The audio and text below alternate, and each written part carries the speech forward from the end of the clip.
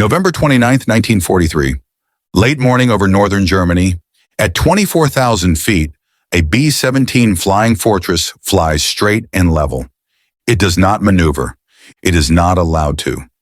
Below lies Bremen, an industrial city wrapped in anti-aircraft fire and waiting fighter squadrons.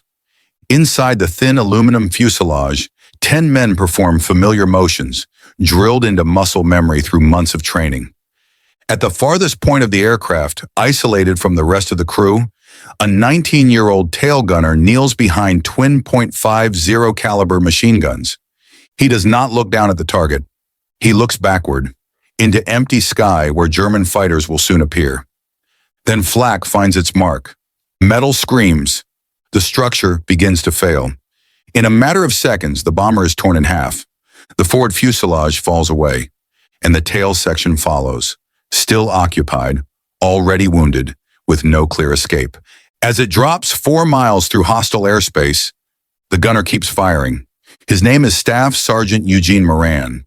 This is the story of a moment when physics, probability, and fear lost their authority. By late 1943, the war in Europe had entered a different phase. This was no longer an experiment, no longer a probing effort. This was the phase of scale, tempo, and losses accepted as part of planning. For the leadership of the United States Army Air Forces, the question was no longer whether daylight bombing over Germany was viable. That debate had already ended. The only question that remained was far more clinical. How many aircraft could be lost to break the German war economy? The answer was written in numbers stripped of emotion: hundreds of missions, thousands of destroyed aircraft, and tens of thousands of young men sent into enemy airspace with survival odds far lower than official briefings admitted. Within this framework, the 8th Air Force became the primary instrument of American air power in Western Europe.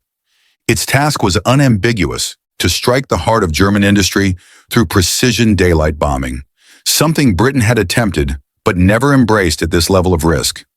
This doctrine rested on a single critical assumption: a tight bomber formation with overlapping defensive fire could protect itself against enemy fighters. The aircraft chosen to embody that belief was the B-17 Flying Fortress. The B-17 was not fast, it was not agile. It was never intended to evade. Instead, it carried 4 Wright Cyclone engines, limited armor, self-sealing fuel tanks, and up to 13.50 caliber machine guns positioned around the fuselage. The logic was simple. Any fighter attempting an attack would have to fly through a dense web of defensive fire. On paper, the concept worked. In practice, it relied on one condition above all others: the formation could not break. The moment a bomber fell behind, the entire defensive equation collapsed. German pilots learned this quickly. By 1943, the Luftwaffe was no longer an inexperienced force. Its fighter pilots had been at war since 1939. They had fought over Poland, France, Britain, and the Soviet Union. They understood bomber vulnerabilities. They refined their tactics accordingly.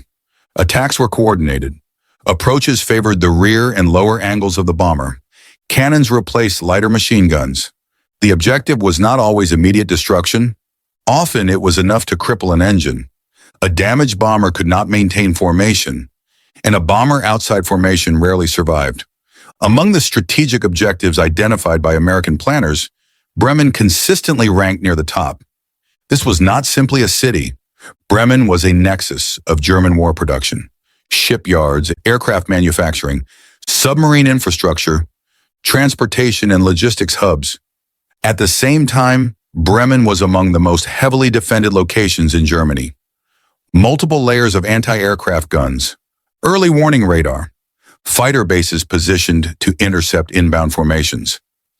Any mission to Bremen qualified as a deep penetration raid. Among bomber crews, such missions earned a grim nickname: milk runs to hell. Official policy required a bomber crew to complete 25 missions before returning home. By late 1943, statistics told a harsher story. The average crew survived 15 missions. Some bomb groups lost 30 to 50% of their aircraft per month. Certain single-day operations cost more than 60 B-17s. This information was not hidden. Pilots knew, gunners knew, commanders knew, and the missions continued Within the vast structure of the 8th Air Force, the 96th Bomb Group was frequently assigned to the most demanding operations. They flew early, they flew deep, and they absorbed heavy losses. On the morning of November 29, 1943, the 96th Bomb Group was tasked with participating in a large-scale raid against Bremen. More than 300 bombers were committed. Thousands of men climbed into the sky within the same narrow window of time. One of those aircraft carried the nose art name Rikki-Tikki-Tavi. In the tail position of that bomber was Staff Sergeant Eugene Moran. At the time, he was 19 years old. He was not an officer, not a pilot, not a decision maker.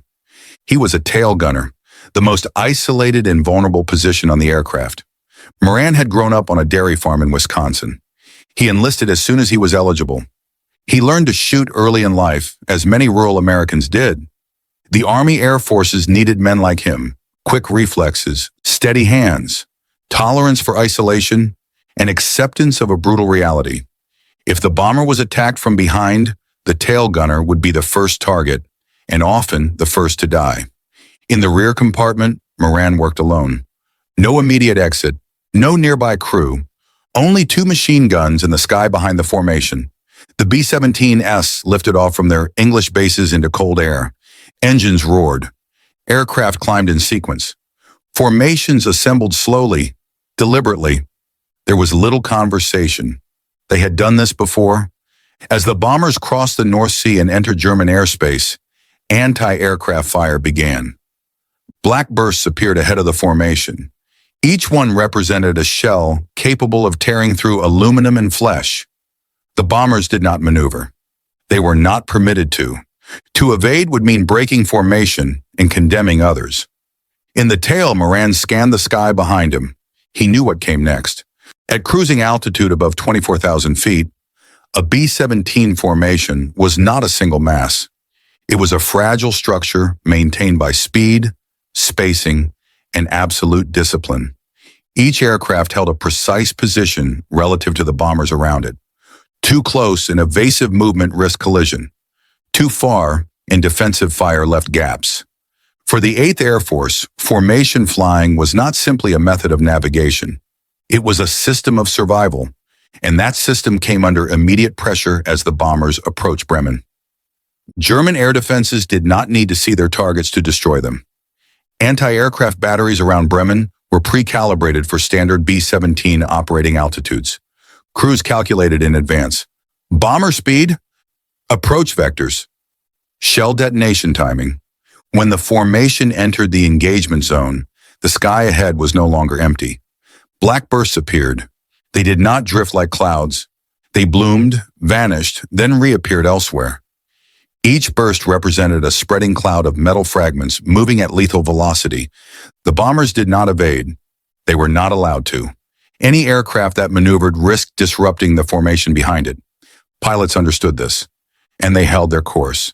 The B-17, known as Rikki-Tikki-Tavi, flew no differently from the aircraft around it. There was no indication it would become central to anything unusual. In the cockpit, pilot and co-pilot focused on maintaining altitude and airspeed. In the nose, the navigator tracked the bomb release point. In the tail, Eugene Moran watched the empty air behind the formation. He did not watch Bremen. He watched the Luftwaffe. That was his role. Flak did not need a direct hit to kill. A single fragment passing through the wrong place could be enough. Rikki-Tikki-Tavi took its first hit while still inbound. A shard of metal tore through the fuselage. The sound was sharp, brief. There was no explosion, no fire. Only confirmation they had been struck. Systems remained functional. Engines continued to run. The aircraft stayed in formation. On many missions, this was where crews allowed themselves a moment of relief. They believed they had passed the worst. They were often wrong. At the bomb release point, the formation was required to fly straight and level for a fixed interval. This was the most dangerous phase of the mission. Flak accuracy improved. German fighters knew exactly where the bombers would be. Rikki-Tikki-Tavi opened its bomb bay doors. 4,000 pounds of explosives fell away toward the target. In the tail, Moran did not see the release. He felt it. A subtle shift in weight, a change in vibration. The bombs were gone. The mission objective was complete. Now only survival remained. After bomb release, formations began their turn away from the target. This phase was often chaotic. Some aircraft were damaged. Some engines ran unevenly. The structure was no longer perfect. The Luftwaffe waited for this moment. Rikki-Tikki-Tavi was hit again, this time directly. Flak struck engine number 2. The impact was unmistakable. The wings shuddered. The propeller lost thrust. The engine windmilled uselessly in the freezing air. The bomber began to lose speed, not dramatically, only enough to create separation. But in air combat, small distances were fatal. To German fighter pilots, a bomber falling behind formation had a name. It was a Nachzügler, a straggler. A straggler no longer benefited from overlapping defensive fire. It became a priority target. German fighters did not charge headlong into intact formations. They climbed, circled, observed. And when Rikki-Tikki-Tavi dropped several hundred meters behind, the decision was made. Moran saw them first. Dark specks appeared at the edge of his vision. They grew larger. They moved with intent. He did not need confirmation. German fighters were climbing from below and behind. He adjusted his seat, pressed his back against the armored plate, brought his hands to the triggers. Everything else narrowed away. The first fighter attacked from the 6 o'clock low position. Moran did not fire immediately. He waited. He waited for closure, for convergence to minimize error. Then he fired. Twin .50 caliber guns thundered. Spent casings piled around his knees. Tracers stitched the air. The fighter broke away. Not destroyed, but deterred.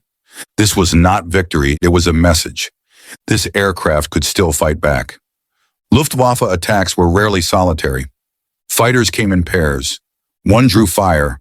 The other searched for a blind angle. Moran swung the guns constantly. There was no pause. Forward in the aircraft, other gunners were firing as well. Then one by one, they fell silent. No explanation. The intercom filled with static. Temperatures inside the tail dropped below -40°C. Moran's breath froze on his oxygen mask. The guns overheated. His fingers numbed. Then came another hit.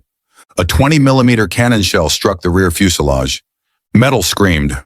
The vibration was different this time. Not engine, not airflow. It was the vibration of structure under stress. Moran glanced upward. The vertical stabilizer had taken multiple hits. Control cables whipped violently. This was the hinge point of the entire event. The next impact struck Moran himself. Once, then again. Left forearm, right arm. Blood soaked through his flight suit. Pain arrived seconds later. Intense, immediate. He kept firing. Not out of bravery, because there was no reason to stop yet. Between bursts, Moran glanced at the parachute strapped to his chest. He saw holes, and not one, several. Cannon rounds had shredded the pack. The parachute was useless. If he bailed out, he would fall to his death.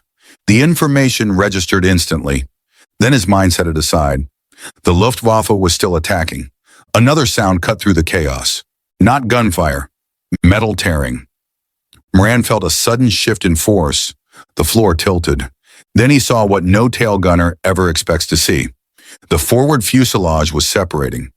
There was no explosion, no cinematic fireball. Only the prolonged, horrifying sound of aluminum being ripped apart. In seconds, Rikki-Tikki-Tavi was no longer an aircraft.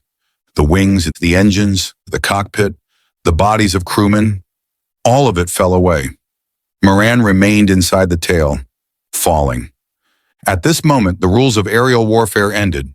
No formation, no mission, no escape procedure.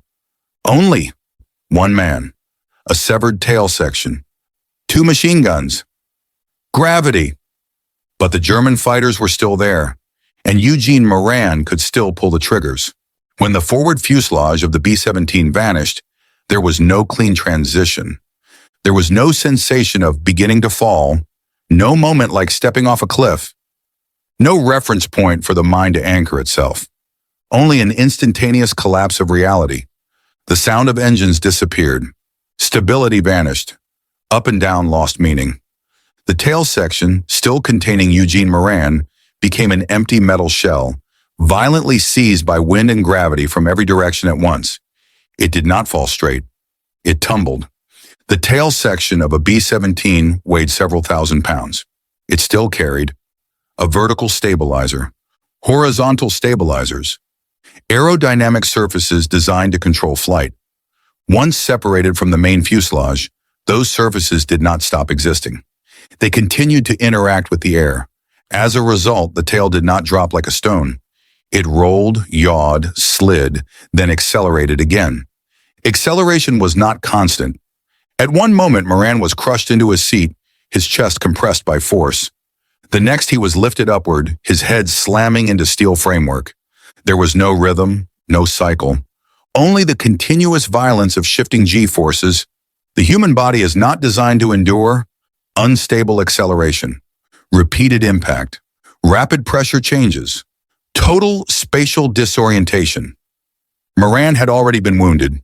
Both forearms had been hit, bones shattered, soft tissue torn. Each time the tail section rotated, blood sprayed across metal surfaces, not from movement he initiated, but because gravity itself kept changing direction. Pain did not arrive in waves. It arrived as overlapping signals, impossible to separate. In training, airmen were taught that during a fall, the mind would try to orient, predict, prepare. Here, there was nothing to predict. Moran did not know which axis he was rotating on, where the ground was, how much time remained. His senses contradicted each other. The inner ear screamed motion. The eyes could not track it. The body lost all sense of up. This was the condition in which many men would lose consciousness, vomit, panic, surrender. Moran had no opportunity to do any of these things. The tail compartment was small, even in normal flight. Now it was exposed to direct airflow, filled with jagged metal, littered with loose debris. Each time the section shifted orientation, those fragments became secondary projectiles. They struck the fuselage walls, Moran's body, the gun mounts. There was no way to avoid them. Moran was thrown from side to side, restrained only by the fixed gunner's seat, harness straps, and the steel frame of the tail position. In every training scenario, the parachute was the final option. Here, it was not an option at all. Moran had already seen the holes. He understood precisely. The canopy would not deploy. The lines could snap. Even partial deployment could shred instantly in the spin. His brain had processed this earlier. In this moment, the parachute no longer existed as a possibility. There was no if. Something appeared that did not belong in any psychological model. The German fighters did not leave. They circled the falling tail section, not out of tactical necessity, not under orders, but for reasons harder to define. Confirmation, curiosity, the instinct of hunters. To them, this was an absurd sight, a fragment of aircraft falling, yet still alive. Moran saw them. It is unclear how. Perhaps during a brief moment when their rotation slowed, perhaps when the tail momentarily stabilized, but he saw aircraft shapes, and his brain issued the only command it still recognized. Fire. There was no concept of aiming. The tail spun. Wind tore through the compartment. Moran's body was alternately pinned and lifted. The twin .50 caliber machine guns were never designed to fire under these conditions, but they worked. Moran fired in short bursts, not for accuracy, but because longer bursts were impossible. Each squeeze of the trigger was resistance against gravity, pain, inevitability. The bullets flew in chaotic arcs, but chaos itself had deterrent power. The German pilots had never encountered this. They were accustomed to intact bombers, burning wrecks, parachuting airmen. They were not accustomed to a falling aircraft fragment, returning fire. One fighter closed too near. A burst of tracers crossed its fuselage. There was no time to observe the result, but the aircraft broke away. The others kept their distance. In near-death states, the human brain often compresses memory, distorts the perception of time. Moran did not know how long he had been falling. It might have been 20 seconds. It might have been a minute. It might have been longer. The altimeter was destroyed. No instruments functioned, only thickening air, increasing pressure, and the ground beginning to take shape. As the tail section descended, air density increased. The stabilizers began to produce drag. Rotation slowed. Acceleration decreased. The tail did not fall vertically. It began to glide, not under control but at a reduced rate. This was not a miracle. It was physics. And for the first time since the aircraft broke apart, physics was not entirely hostile. Moran saw the ground, not as a blur, but as trees, roads, snow patches, dark forest shadows. His brain processed this in seconds. Impact was inevitable. There was no landing technique, no further reduction of force possible. Only one action remained. Moran pressed his back against the armored plate. He wrapped his body around the ammunition boxes.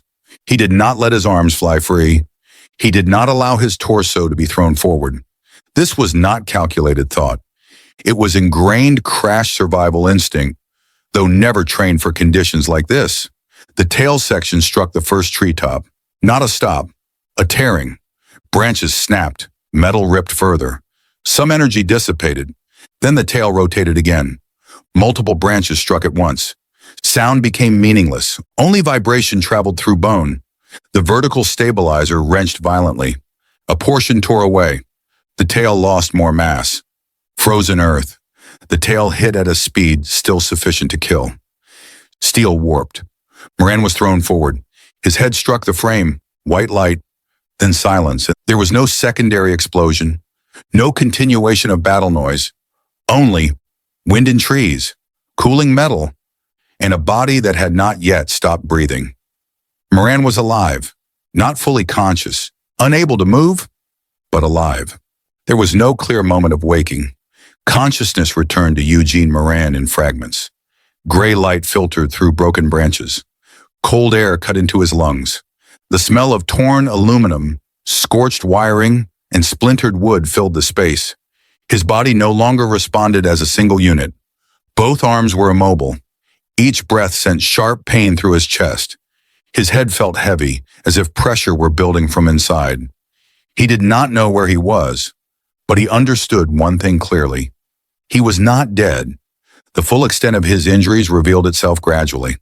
Both forearms were shattered, compound fractures with bone exposed. Multiple ribs were broken, some driven into surrounding tissue. His skull had been fractured, a portion torn away, leaving part of his brain exposed. Blood had stopped flowing, not because the wounds were stable, but because the cold had frozen it in place. If the temperature had been warmer, Moran would likely have bled to death. If it had been colder, hypothermia would have ended it quickly. Reality offered no mercy. But it also had not finished with him. Footsteps crunched through frozen undergrowth. Short commands followed, spoken in a language Moran did not understand. German soldiers emerged from the forest. They saw a severed aircraft tail, an American airman lying inside it, and the aftermath of a bombing raid that had struck their region hours earlier. To them, Moran was not a miracle. He was an enemy airman. Rifles were raised. The area was secured. No immediate medical aid was offered. No questions were asked. The only priority was confirmation that the enemy was still alive. Moran could not stand. He could not raise his hands. He could barely speak. He was searched. Dog tags were taken. His shredded parachute was examined. Rough handling forced broken bones to grind against one another. Pain arrived late, then all at once. There was no reaction from the guards. War had conditioned them to see suffering as background noise. There was no stretcher. Moran was placed on a crude wooden cart and dragged along frozen roads. Each jolt shifted broken bones, jarred damaged brain tissue, pushed pain beyond endurance. He did not lose consciousness completely. Instead, he slipped in and out of awareness, pulled back by pain each time. This was not deliberate cruelty. It was indifference in a system running out of resources. Moran was taken to a temporary German military facility. There was no doctor, no morphine, no treatment. He lay on a concrete floor for 2 days. Infection set in quickly. Fever rose, and exposed brain tissue began to swell. From the perspective of German medical triage, Moran was categorized as unlikely to survive. On the third day, Moran was moved again, this time to a prisoner of war hospital, not as an act of compassion, but because regulations required wounded prisoners to be evaluated. The facility lacked nearly everything: inadequate staff, limited equipment, minimal supplies. But it contained one unexpected element. Among the personnel were two Serbian doctors, military physicians captured on the Eastern Front. They had no authority to choose patients, only their professional conscience. When they examined Moran, their assessment differed from that of the German staff. Not beyond saving, but extremely difficult, yet possible. There was no general anesthesia, only local numbing agents. Moran drifted between consciousness and blackout. The doctors removed bone fragments from his skull, cleaned infected tissue, set shattered arms with crude metal pins and wooden splints, covered exposed brain tissue with whatever viable material remained. There were no antibiotics, only cleaning, stabilization, and the hope that the body would fight for itself. The operation lasted 7 hours. When it ended, the doctors were direct. The next 72 hours would decide everything. Fever came the first night. Temperature climbed above 104 degrees Fahrenheit. His body shook violently. Delirium set in. Moran spoke to men who were already dead, relived the moment the aircraft broke apart. No medication could stop it. Only water, cold cloths, and silent vigilance. On the third morning, the fever broke. His body had not surrendered. Once stable, Moran was no longer a medical case. He was a prisoner of war again. He was transferred to Stalag Luft 4, barbed wire, guard towers, wooden barracks. Thousands of Allied airmen were held there. No one pressed him for details, but his story spread anyway. Rations were thin, winters were long. Prisoners organized. Classes, routines, discipline. Moran healed slowly. His arms never fully recovered. Headaches were constant, but he remained alive. As the front lines shifted, prisoners were relocated. Cattle cars, crowded holds, no sanitation. Each transfer became another test. For a body that had barely survived, every journey carried risk. Late in 1944, Moran was loaded onto an aging cargo ship crossing the Baltic. The hold was dark, unventilated, overflowing with human waste. Men died during the crossing. Their bodies could not be removed. Moran survived again, not through strength, through refusal to stop. In early 1945, with Allied forces closing in, German authorities ordered mass evacuations of POW camps. Thousands of prisoners were forced to march west. Cold, starvation, no medical care. Those who fell and could not rise were left behind. This ordeal became known as the Black March. Moran walked with arms that had never healed correctly, a metal plate in his skull, a body depleted beyond reserves. Each step was a decision to continue. On April 26, 1945, Allied forces intercepted the column. There was no celebration, only disbelief. Moran weighed less than 100 pounds. His service record read like an impossibility. Shot down. Fell from extreme altitude without a parachute. Survived. Captured. Endured captivity and forced march. After the war, Moran returned to Wisconsin. He married, he farmed. He did not speak of the war, not because he forgot, because some experiences resist translation into ordinary language. Years later, historians confirmed his story through records, testimony, and enemy archives. Medals were awarded. A street was named in his honor, not because he sought recognition, but because history eventually caught up. This is not a story about miracles. It is about the limits of the human body, the randomness of physics, and small decisions made under absolute pressure. Moran did not defeat the war. He passed through it and survived.